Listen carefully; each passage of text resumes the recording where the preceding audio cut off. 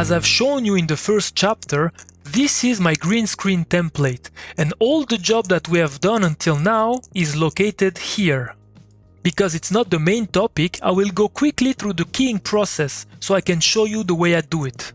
After the clean screen process, I shuffle the clean plate, this one, into a layer called plate for the type and clean plate for the element. We're gonna use it a bit later for the next process. But before, I need to tell you that at this stage, I'm already shuffling two other important plates. Those are the source plate, the original one that we haven't touched, and the degrain plate. When I degrain my plate, I usually prefer to put the denoiser on the side like this, because if necessary, it's easier to create a pre-render like this and then use it without breaking the main pipe. That's why here I replace the RGBA of the B pipe by the RGBA of the A pipe, and at the same time with the same shuffle I create a new layer called plate degrain. After the clean screen, I create the garbage matte. Because I don't want to create hand animated masks, and also because now I have a perfectly uniform background, I use Keylight to do a quick alpha, and then I erode it and blur it a little bit. Like this, I have a quick and automatic garbage matte.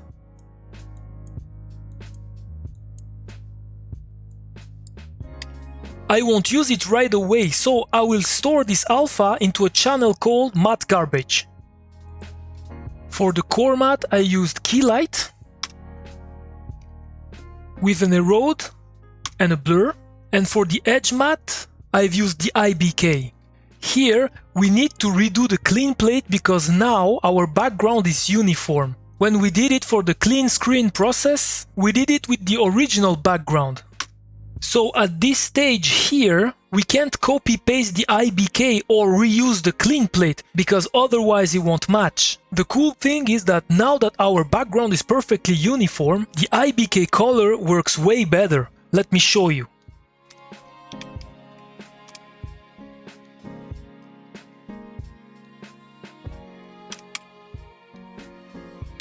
You remember how fast the background was breaking and how difficult it was to keep all these little hairs? Well, look at it now.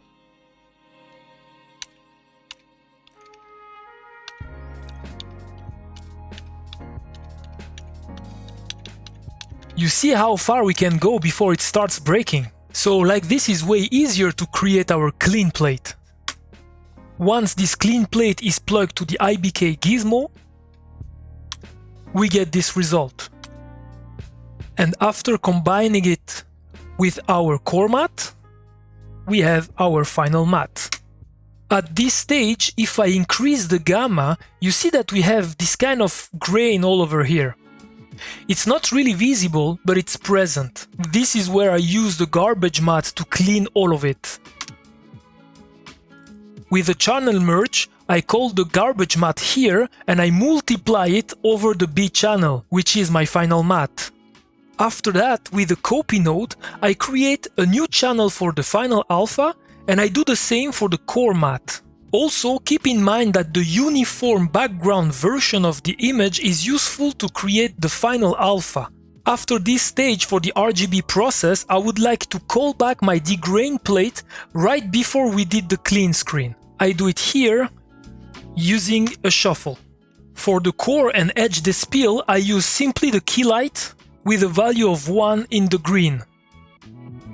In the core despill, after despilling the image here, subtract this result to the original image to get a despill matte. Desaturate it and then plus it back to our despill image to bring back the luminance. Take a look at the difference before and after. If we check the value of the pixel in the luminance, you see here we have a value of 0.26981. After the despill, you see that here we have lost a lot of luminance. So doing this little process will bring back this luminance. Take a look here. You see now, this and this is the same. That means that we have restored the luminance, and this is very important. This little combination of node here allows me to create different dispel for isolated parts in my image. For example, after the dispel, if I would like to have something different in the hairs, I can create a mask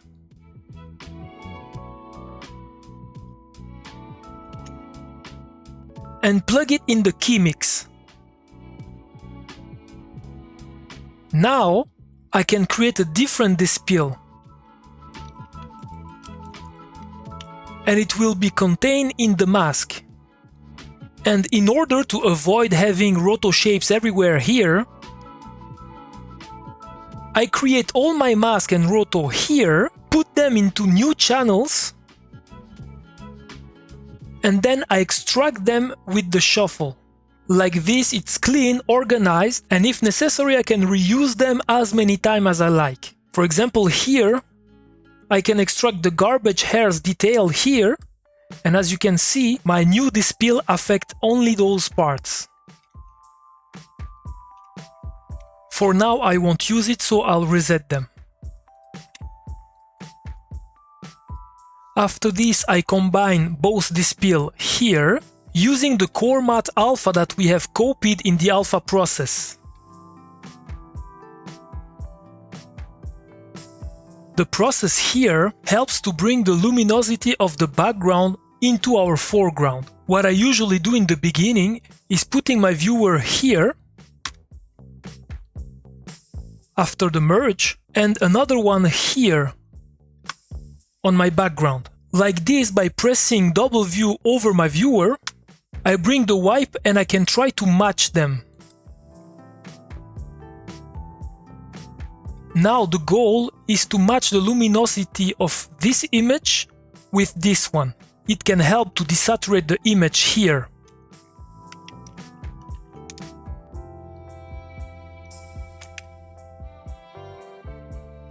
In the grade here, we just have to move the black and white point. It's important to uncheck the black and white clamp.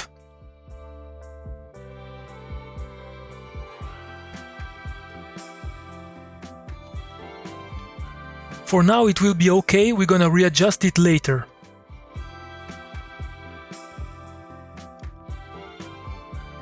After this, if I check my alpha, you see that it's not correct. So with the shuffle here, what I do, I bring my final matte and put it in the alpha. Now my image is ready to be merged over my background. As you can see, the result is acceptable, but it's not optimal. If we compare with the original image, as you can see here, we are losing those little details. Even if we see them in the alpha, it's not enough for the final image. The purpose of this process here, the one that I call the additional keys, it's exactly that, to bring back those little details. Here it still looks very bright. It's because we need to fine-tune the process, and this is exactly what we are about to do. In the first step, I'm doing two different types of keys, a multiplicative or multiplied key and an additive key. For both operations, I use two different plates. The clean plate, the same one that we have used for the screen clean operation, and the degrain plate, but the one without the tracking markers. For this one, I create the layer right after the clean trackers operation, here.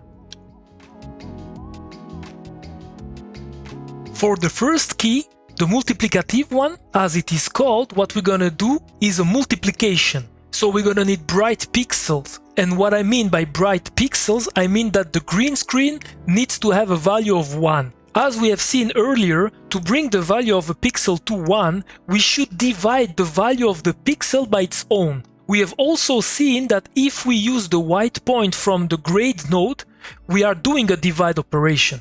The problem here is that the background, the green screen, it's not completely uniform. For safety, we can't use the uniform background version of the plate. Because the idea of this key is to bring back all the little details. So if during the clean screen process we didn't do the job properly, we will use a plate that has already lost information, and then the whole process would be useless. So in order to keep all the details, it's safer to use the original background. And like I was saying, the original background, it's not uniform. So if we use the white point of a gray node, we're gonna divide the pixels by the same value every time. Like this, we won't be able to keep a value of 1 in the whole background. Let me show you what I mean.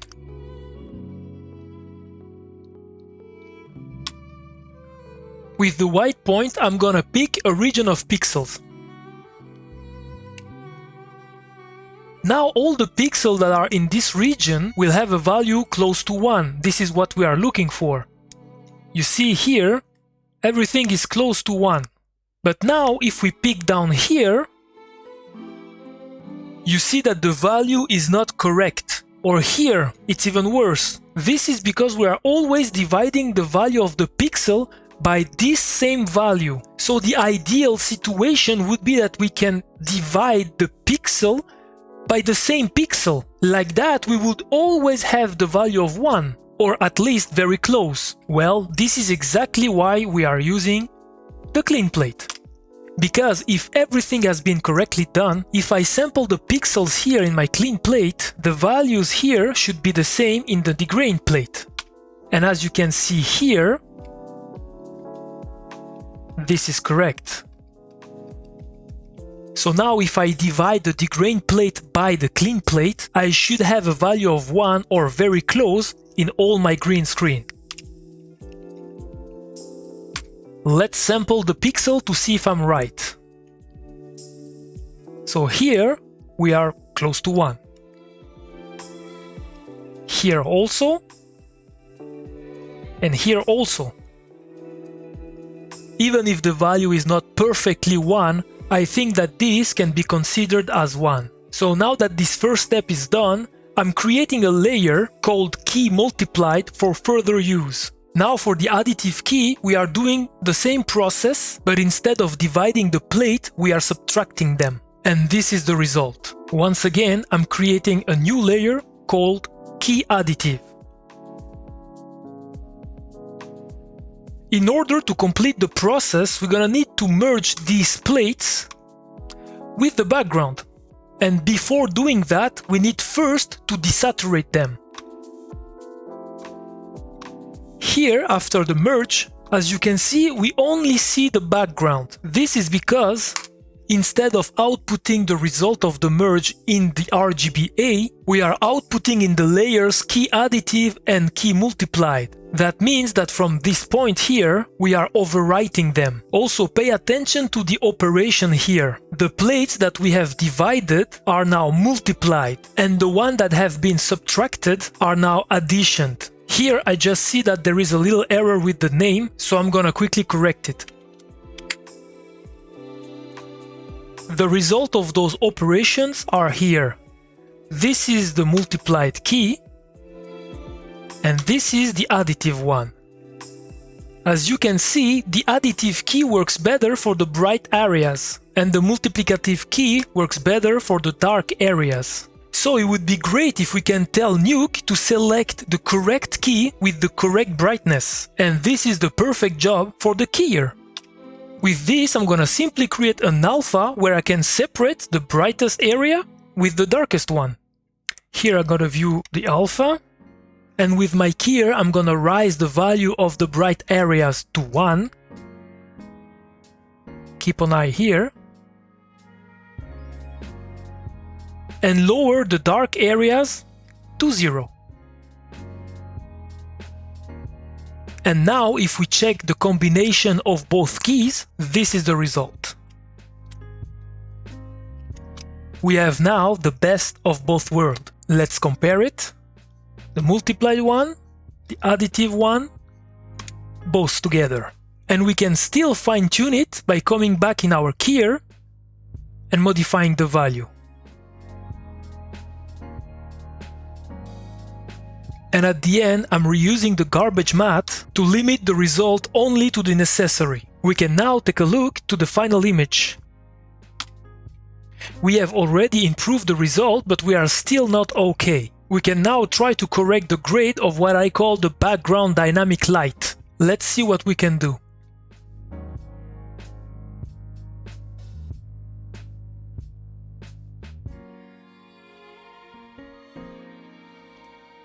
If we look at our image, we can see that we have quite a shallow depth of field. So let's see if defocusing the background can help us.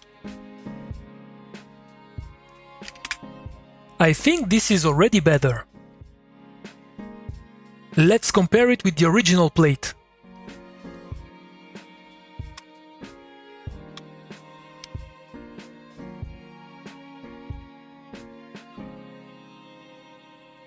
It's way better. But as you can see, there is still a little something that doesn't match. Pay attention especially here. As you can see, we are losing the colors.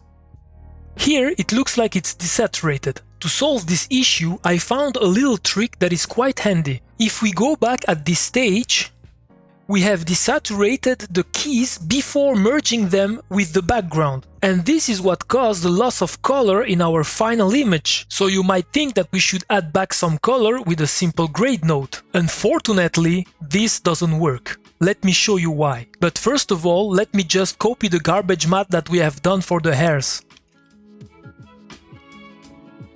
I'm gonna copy it here.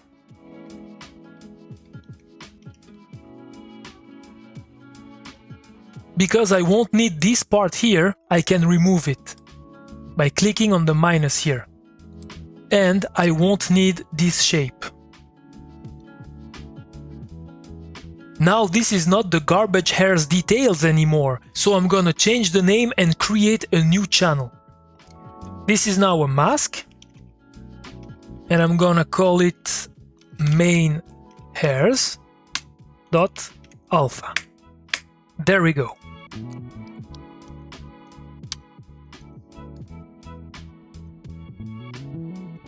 Now here I'm gonna extract this alpha.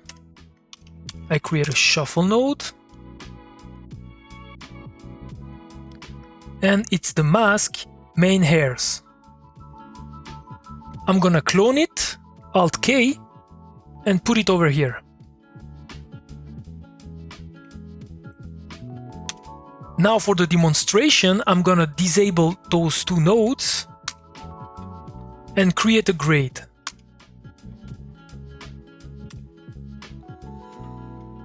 If I put my final image in the viewer, let's see what happens if I change the grade.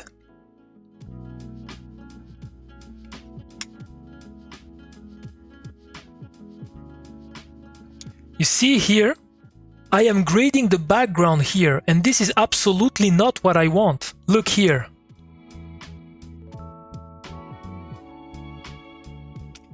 This is not acceptable, so that means that the grade node is not the solution.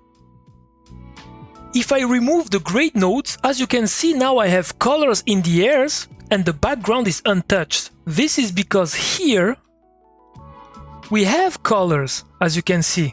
The problem is, this is not the color that we want. Let's take a look what would happen if I modify the value of the saturation.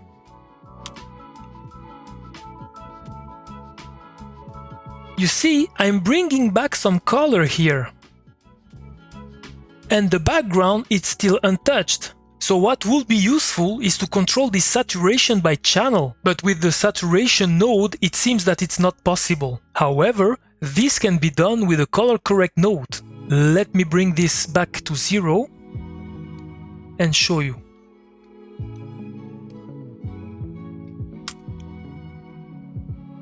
As you can see, with the color correct node we can control the saturation and we can separate the slider by channels. Like this, we can select which color we want to bring back in our image. Take a look.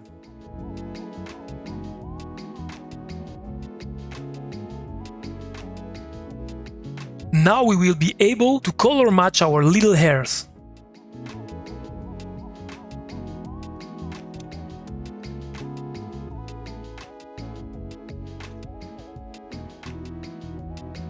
I'm gonna try to match the color with this one. Well, what I should do is to compare with my reference, so let's do it.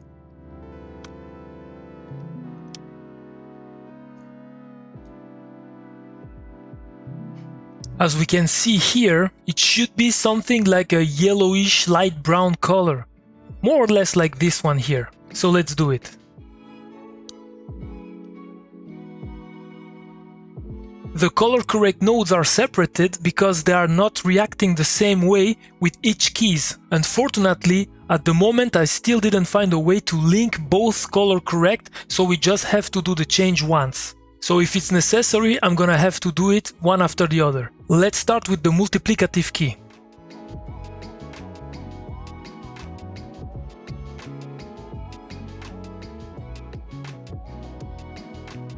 Like this, we are already close enough. It still needs some fine-tune, but for the moment I'm gonna leave it like that. Now let's see what we can do with the additive key.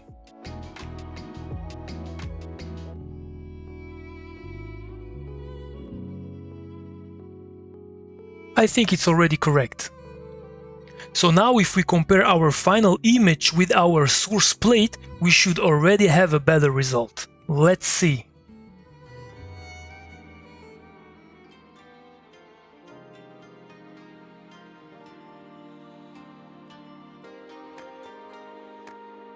So what do you think? I think it's not bad at all. It still needs a little bit of work, but we sure are in the right direction. Let's do a final comparison with and without this last process of our chroma key. It's almost like night and day. For me, this process is really the magic that brings your job from something good to something excellent. At this stage, our chroma keying is almost done. We just need to do one final step. Of course, I'm talking about the regraining. Thank you very much for watching. Just before leaving you, I would like to give you an information. This course is 100% free and I'm not paid for it. I really made it with the desire to share knowledge with you. But if you like to reward or support the job I've done, you can give me a tip by following the PayPal link in the description. Once again, thank you very much and see you soon.